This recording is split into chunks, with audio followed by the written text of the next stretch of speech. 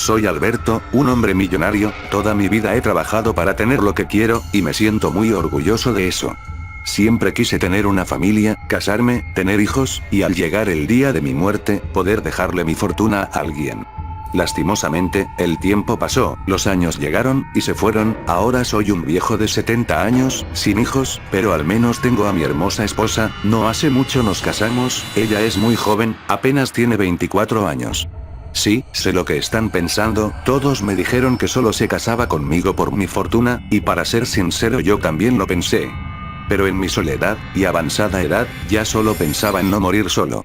Así pues, le he dejado todo a ella en mi testamento, aunque aún no lo sabe, y no me arrepiento, porque ahora que estoy en este estado de coma, ella está a mi lado siempre, día y noche, siempre que están los médicos viéndome, ella llora por mí, nunca creí que me amara tanto, yo estoy paralizado, solo puedo escuchar lo que hablan alrededor mío, pero siento su calor, y su amor, ella es mi hermosa esposa. Yo siempre he sido un hombre muy saludable a pesar de mi edad, no sé cómo me enfermé de esta forma, recuerdo haberle pagado a mi esposa un viaje por el Caribe, era algo que siempre me decía, ella fue sola, al regresar, vino algo cambiada, no le di importancia.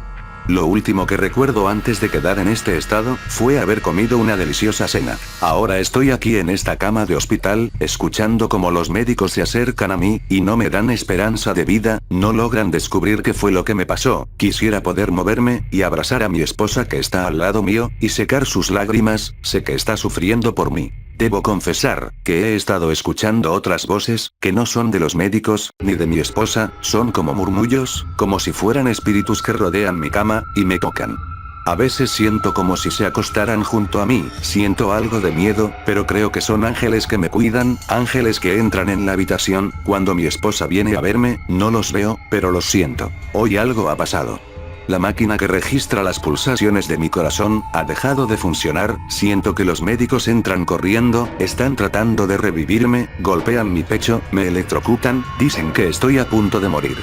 Pero ¿cómo puede ser, si yo los estoy escuchando, escucho a mi esposa gritar desesperada, están los ángeles conmigo? Lo siento señora González, su esposo ha muerto. Dijo el doctor. No, no he muerto, necesito moverme, necesito hacer algo, mi corazón. En ese momento, Alberto perdió el conocimiento y murió, ya que su corazón había dejado de latir. Sin embargo, al cabo de un tiempo, su corazón se reactivó, aunque débilmente, pero esto le permitió recobrar su conciencia, solo para darse cuenta de que estaba en una morgue.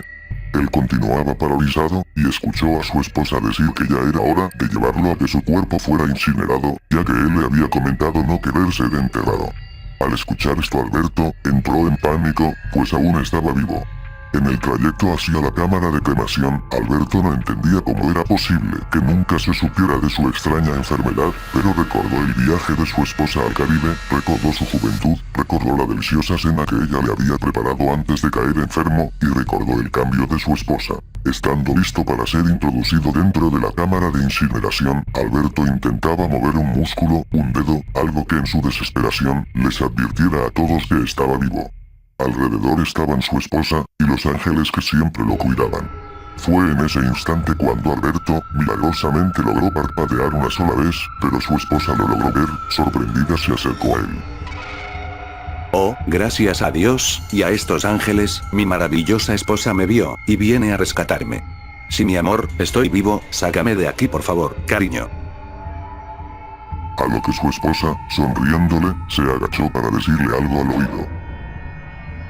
Querido, ¿acaso crees que no sé que estás consciente? Necesito el dinero, y no puedo esperar a que mueras naturalmente. Aprendí muchas cosas en el viaje al Caribe, entre ellas un potente veneno, y esos ángeles que yo sé que sientes a tu alrededor, no son precisamente eso. Adiós, mi amor. En ese instante, el corazón de Alberto se destruyó por completo al escuchar esto de su amada y joven esposa. Y mientras era ingresado a la cámara de incineración, una lágrima corrió por su mejilla, pero no sin antes poder ver por última vez a su esposa, rodeada por los demonios que le habían dado tal poder, y su sonrisa. Ya era demasiado tarde para Alberto, las llamas lo consumieron, estando aún vivo.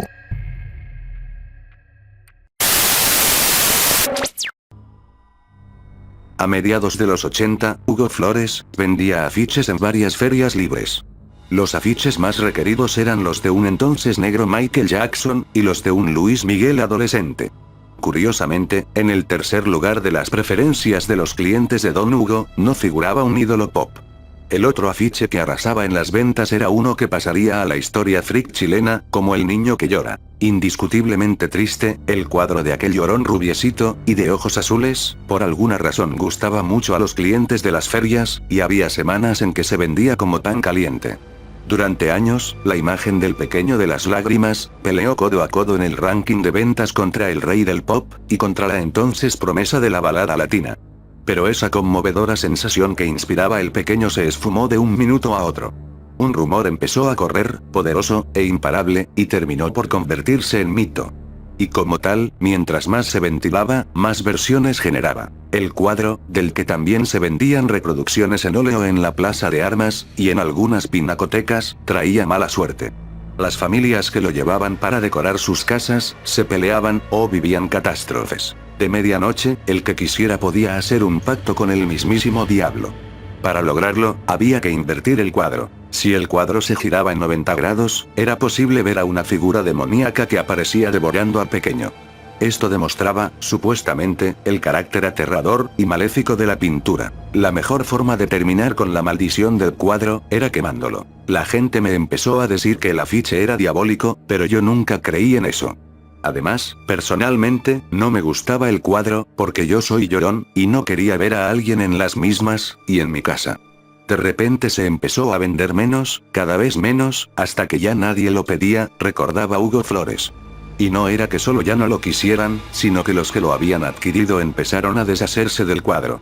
A comienzos de los 90 ya casi no había señales de la imagen. La señora Iris Rebolledo recordaba que era tan fuerte el rumor de la maldición que escondía el cuadro, que con su marido decidieron deshacerse de él en 1982, y lo quemaron.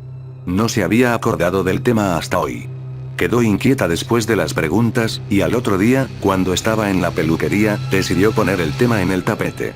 La historia que narró paró los pelos de los clientes que estaban ahí. Y no solo eso, sino que provocó una seguidilla de confesiones. Una mujer contó que cuando estaba en el colegio, el cuadro estaba colgado en una de las salas de clases, y que a los niños les daba miedo entrar ahí. Creían que era Satanás. Iris pensó que el tema llegaría hasta ahí, pero aún quedaban un par de anécdotas por escuchar. Otra de las clientas recordó que su cuñado había tenido la imagen en su casa, y que solo había vivido desgracias. Y otro, confesó que una vez había obsequiado un bosquejo a lápiz del niño, y a la persona que lo había recibido le había empezado a ir de mal en peor. Tratando de encontrar una explicación del fenómeno, recorrimos ferias, mercados persas, anticuarios, y pinacotecas. La idea era empezar por saber quién lo había pintado, y si lo había hecho con esas intenciones. En definitiva, cuánto había de mito. Y pese a que el niño que llora no estaba por ningún lado, los testimonios aparecían por montones. Una profesional cuyo nombre comienza con M, describió que la imagen estuvo en su familia hasta el año 1989. Relacionamos la cantidad de peleas que hubo en la casa con la presencia de la figura. De hecho, después de quemarla, fue antes de una Navidad, no hubo más conflictos, ni escándalos. Aseguró. La comerciante Soledad Jara sentía que el cuadro del niño que llora marcó gran parte de su vida. Señaló que cuando era niña, tenían una vecina que era amante de su papá sin que ellos lo supieran, que le regaló esta imagen. Y luego de que lo pusiera al lado de la escalera empezaron los problemas. El más grave fue que su mamá se fue de la casa. Afirmó que a ellos les empezó a dar miedo el cuadro, y cuando su papá salía, lo escondían en la despensa, o en el tercer piso. Lo sacaban solo cuando él ya estaba por llegar. Según dice ella, un día le dijeron que les daba miedo, y les ordenó dejarlo definitivamente en la despensa. Al otro día, él se quedó sin trabajo. Soledad Jara dice que parece difícil de creer, pero desde entonces tuvieron más y más pobreza. 7 años de miseria. Además relata que recuerda haberse puesto rebelde, y que, incluso, una noche de San Juan, ella trató de invocar a Satanás. Les iba mal en todo, hasta que una señora les dijo que había que regalar el cuadro para terminar con la maldición. Pero a ellos les daba un poco de temor regalarlo, porque sentían que le podían hacer daño a alguien. Otra cosa más que agrega a su testimonio, fue que un día, un cercano les pidió que se lo dieran, de manera que así lo hicieron. Con esto, Soledad Jara confiesa que a veces se siente culpable, porque después de eso chocó el auto, perdió su casa, y se fue al sur. dijo que nunca más supo de él, desde ese año de 1988. Finalmente, ella dice acordarse bien, porque a la semana a su padre lo contrataron en una empresa, después de 7 años de cesantía, y de trabajar en lo que fuera. Mucha gente recuerda la historia, ya sea porque tuvo al famoso niño en su casa, o simplemente, porque la escuchó. Sin embargo, dar con un óleo, o afiche hoy es casi lo mismo que encontrar una aguja en un pajar. Aunque una pista esperanzadora surgió entre medio. En un restaurante llamado, La Picá de Lucho Jara, supuestamente lo tenían antes. El dueño del local, dice que estuvo allí hasta hace algunos meses, pero que siempre venía una universitaria, y le pedía que se lo regalara. Hasta que un día se lo dio. Don Luis, muy amable, quedó pensativo con aquello del cuadro, y para ayudarnos, comenzó a averiguar en dónde estaba la joven. Le preguntó a unos compañeros de esta, que eran clientes de su restaurante, en dónde poder ubicarla. Pero ella había congelado su carrera, y estaba inubicable. Sin embargo, había un dato más. Impreso San Isidro, ubicado en Arturo Prat, era el lugar en donde se hacía en serie el afiche.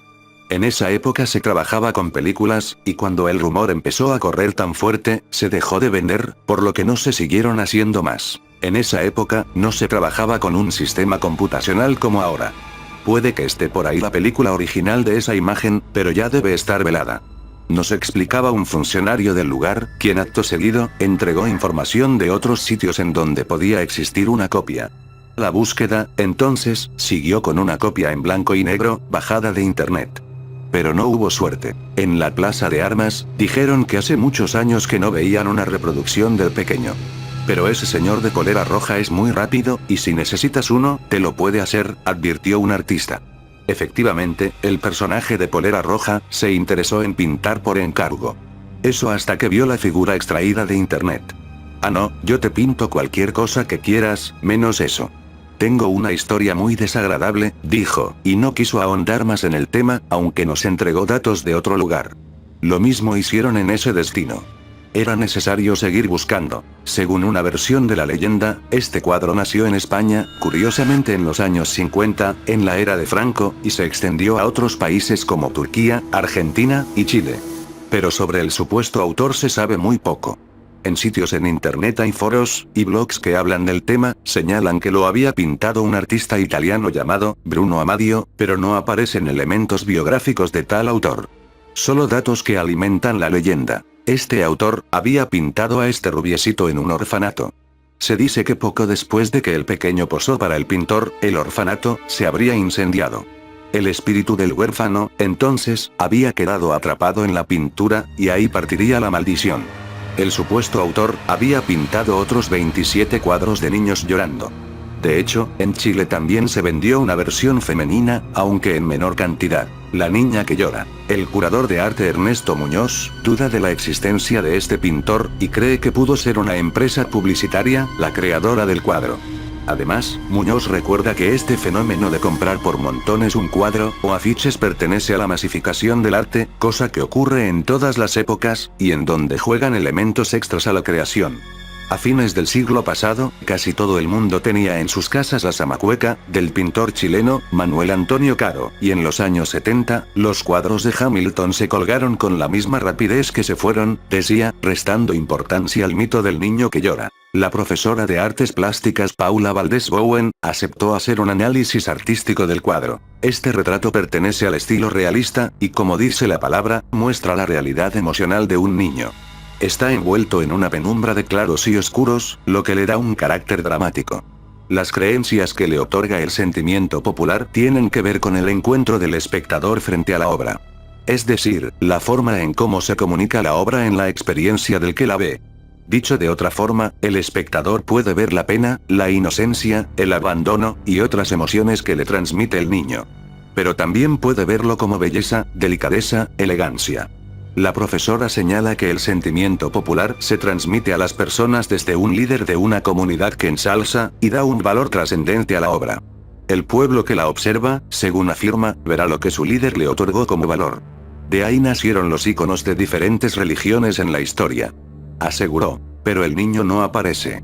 Por otro lado, caminando de tienda en tienda, por la Feria Santa Lucía, por un caracol en la Estación Central, y cerca de la Casa Colorada, se recogieron historias. Dicen que en los 80, un señor alcohólico, lo pintaba por 5.000 pesos, en un par de horas, y luego se emborrachaba con el dinero, pero que nunca lo volvieron a ver. Finalmente, estaba la pista crucial. Patricio Sánchez, el ideólogo de las fiestas kitsch, lo atesoraba en un rincón junto a una antigua bebida cola ochentera llamada Free, y a unas muñecas de esa misma época. Afirma que en Puente Alto, en la casa de unos tíos en donde él vivió hasta los 5 años tenían el cuadro. Según señala este hombre, como todo el mundo, él escuchó la historia, pero que nunca tuvo miedo, y que no se declara supersticioso. Dijo que hace unos 4 años mandó a hacer una copia del cuadro para sus tíos, y que la habría enmarcado. Asegura de que esa es la que tiene, y que le ha ido muy bien, y que sus tíos, el objeto lo siguen teniendo también. Pero de igual forma, afirma que hay gente que repele la imagen, y que le preguntan por qué la tiene. Si piensas en regalarlo, es de seguro que mucha gente te lo devolvería. Señaló, agregando además con esto a que siente que hubo una discriminación injusta con este cuadro, como si la misma gente lo hiciera llorar.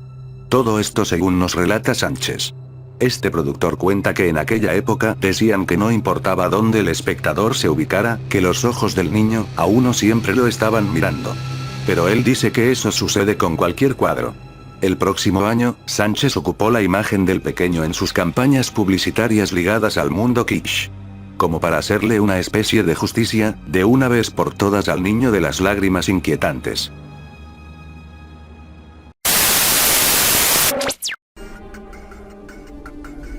Si alguien encuentra esta grabación, quiero que entiendan lo que me está pasando, y por qué voy a hacer lo que haré al finalizar este relato. Mi nombre es Alex, estoy encerrado en mi habitación, utilizando una cámara para grabar lo que son tal vez, mis últimos momentos de vida. La cámara enfoca mi cara, podrán ver mis ojeras, y lo demacrada que está, también pueden ver detrás de mí la puerta de mi habitación, que está siendo golpeada violentamente, por mi familia, que están tratando de entrar para asesinarme. Pero si escuchan bien, se darán cuenta que sus voces son extrañas, son solo gritos, y gruñidos, no parecen humanos. Lo último que pude ver de ellos, era que sus ojos estaban negros como la noche, y ahora veo que de sus bocas sale sangre, vomitan, e incluso pueden pegarse a las paredes como arañas, parecen poseídos por algo. En mis piernas tengo lo que me ha mantenido vivo todo este tiempo. Un libro, un simple libro, y por primera vez también tengo una escopeta. Pero antes de que logren entrar, les contaré cómo he llegado hasta este punto. Yo no era un hombre que viviera con lujos, pero era feliz con mi familia, mi esposa, y mis hijos, pero algo infernal me comenzó a suceder. Cada vez que me iba a dormir, tenía pesadillas, al principio eran comunes, como caerme de un lugar alto, o sentir que me ahogaba, pero luego cada vez que despertaba, algo de mis sueños despertaba conmigo. Soñaba que me ahogaba, y despertaba mojado. Si me caía en el sueño, despertaba con el golpe, las cosas empeoraron tanto, que ya no sabía si estaba despierto, o dormido. Mis pesadillas se tornaron tan reales, que despertaba en mi cama, solo para darme cuenta que seguía dormido. Sin embargo, lo peor fue cuando este sujeto apareció en mis sueños, era un tipo alto, vestido de negro, su rostro no lo podía distinguir muy bien, pero sus ojos brillaban con maldad, y cada vez parecía acercarse más a mi familia cuando soñaba con ellos, yo corría a detenerlo. Mas él me atacaba con una fuerza sobrehumana, saltaba sobre mí, y me mordía, y golpeaba como si fuera un animal, y yo no sabía si era pesadilla, o realidad. Luego, las marcas de sus mordidas estaban por todo mi cuerpo, no le conté sobre esto a mi familia, pero sí a un amigo que me dio una solución, para saber si estaba dormido o no. Alex, las pesadillas pueden llegar a sentirse muy reales, y dar mucho miedo, pero aún así, no son más que simples sueños, cosas del subconsciente, se dice que en los sueños no se puede leer, que si tratas de leer algo, las palabras no se entienden, eso te demostrará que estás dormido y no debes temer. Me afirmaba mi amigo. Pero ¿cómo hago eso? Mis pesadillas son muy reales, y este tipo que quiere atacar a mi familia, debe ser una especie de demonio. Le afirmé. Entonces él me dijo que lo que debía de hacer, era dormir con un libro debajo de mi almohada, y mientras yo estaba en la pesadilla, o creía que algo no debía ser, y no lograba distinguir lo real de lo ficticio, buscara el libro, lo abriera, y cuando no lo pueda leer, esa sería la señal de que duermo, y que en ese caso, no debería temer a nada. Después me aconsejó que solo despierte y escape como pueda de ese mundo. Gracias a los consejos de mi amigo, he logrado darme cuenta de cuando todo es una simple pesadilla, porque al no poder leer en el sueño, solo me golpeo o algo y despierto. Sin embargo, las pesadillas se volvieron peores. Soñé que entré a mi casa, y mi familia estaba en la sala. De repente era de noche, y este demonio apareció, con ojos negros, con colmillos, y babeaba sangre. Luego me sonrió, y con sus largas manos sujetó a mi familia, y de su boca salieron unos gusanos que entraban por los ojos de todos ellos. Yo corrí para detenerlo de alguna forma, pero nuevamente me tiró lejos. De pronto, recordé lo del libro, y fui a mi habitación, de manera que lo tomé, y lo abrí para leerlo. Pero antes de poder hacerlo, escuché como mi familia venía corriendo detrás de mí. Todos parecían estar endemoniados, así que cerré la puerta, saqué la escopeta, y he decidido hacer este corto video. Ya casi están por entrar, miren cómo la puerta está cediendo a los golpes, escuchen sus gruñidos, ya no son mi familia. Ustedes no lo pueden ver, pero allí afuera en la ventana, está ese demonio mirándome, sonriendo con sus ojos diabólicos, mirando cómo mi familia va a entrar a despedazarme. Se preguntarán por qué hago todo esto, si solo se trata de una pesadilla, de la cual solo debo despertar, pues como dijo mi amigo, para saber si es solo una horrible pesadilla, o es la realidad, solo debo tratar de leer el libro. Por desgracia, desde hace ya un momento que puedo leer perfectamente todas las palabras aquí escritas. Mi familia ha derribado la puerta, vienen hacia mí lentamente en 4 patas, como animales del infierno, una realidad peor que la pesadilla. Este es el fin de esta grabación. El demonio sonríe, y la escopeta es para mí. Alex colocó la escopeta dentro de su boca, jalando del gatillo, mientras su ex familia devoraba su cuerpo, y la cámara se bañaba en sangre. Por la ventana este demonio de los sueños, observaba con placer lo sucedido, trayendo lo peor de las pesadillas a la realidad.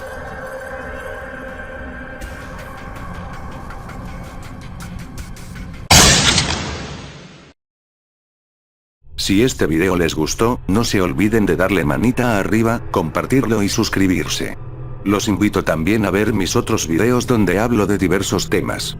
Se despide para ustedes Esteban Molech y hasta la próxima.